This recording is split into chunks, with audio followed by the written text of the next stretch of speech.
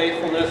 I am confident that your faithfulness will be rewarded with fruitfulness in the legislature and across one end of the state to the other. Thank you very much. 38 years ago, a handful of judges corrupted the American system of government by legislating their will from their position on the U.S. Supreme Court. Fortunately, because of life that has been shed in the womb through the ultrasound and other ways, American after American has changed their minds and have come to the side of life, to the extent that now there is a majority of Americans who believe we must do away with abortion on demand. Kentuckians, however, have long since passed that tipping point, that simple majority. In fact, we are poised to lead this nation with respect to the sanctity of human life.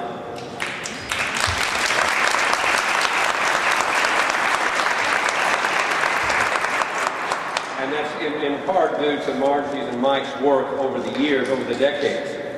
But the evidence is clear. Americans United for Life have now ranked Kentucky as 13th in the nation for being the most pro-life. And does Kentucky rank 13th or higher on anything else but basketball, you know what I'm saying? But more important, NARAL, Pro-Choice America, has ranked Kentucky 46th in the nation regarding access to reproductive services, okay? That's number 4, we're ranked number 4. I began my remarks this morning talking about the corruption that happened in the American legal process through Roe versus Wade. But I must conclude with the corruption of the Kentucky legislative process that keeps Roe versus Wade in force. And what I mean by that is for the last 6 sessions, 6 years, pro-life legislation has passed the Senate overwhelmingly, only to die in a House committee because of a well-orchestrated manipulation of the committee system. Frankly, when Kathy Stein was the chairman of the House Judiciary Committee, the ultrasound bill was sent to her committee because everyone in leadership of the House knew that she would not hear the bill.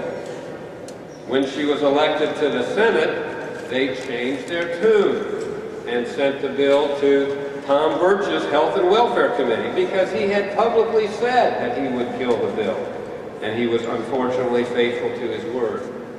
The reality is that House leadership has a clear track record that they created. They testify against themselves that the best committee for the ultrasound bill is the committee that will kill it. Once again this year, on January 6th, the Senate, in a bipartisan way, overwhelmingly passed the ultrasound bill. 32 to 5.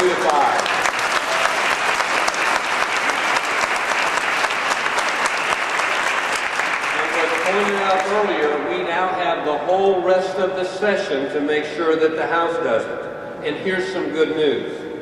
Over the last 5 weeks, staff members of the Family Foundation have contacted 60 House members and asked if they would commit to vote for the ultrasound bill. And 60 of them have. 60 of them. We only need 51.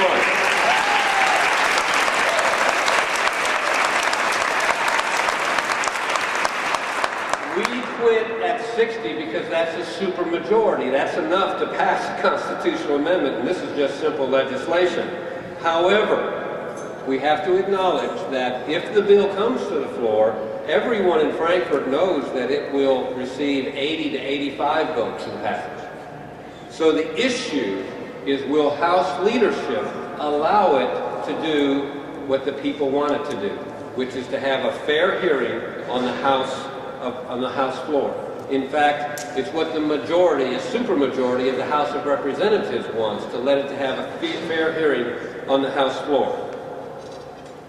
The fact of the matter is, the legislature is the people's branch of government. Not the judiciary, not the executive branch, but the legislature speaks for the people.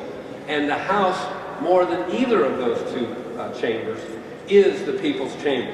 And the question is, will the House leadership continue to corrupt the Kentucky system of government by deliberately setting up the ultrasound bill for failure?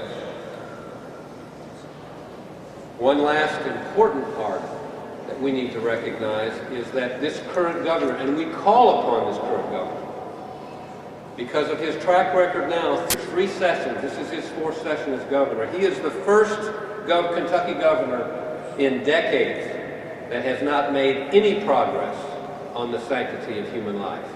And I challenge him and I ask him that he would use the force of his executive position to require the House to do its duty and allow that bill to be heard and voted up or down on the House floor.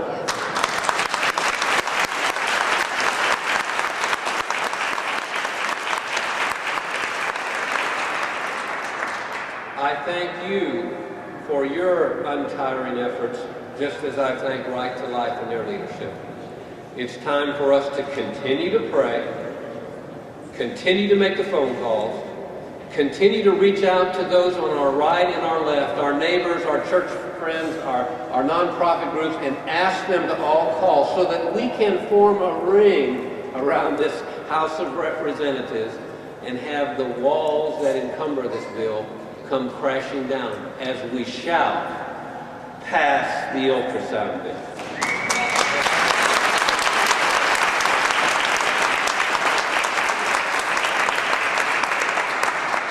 May God bless you, may God bless all of us corporately, and may God bless Kentucky's unborn with our faithfulness to Him at this hour. God bless you.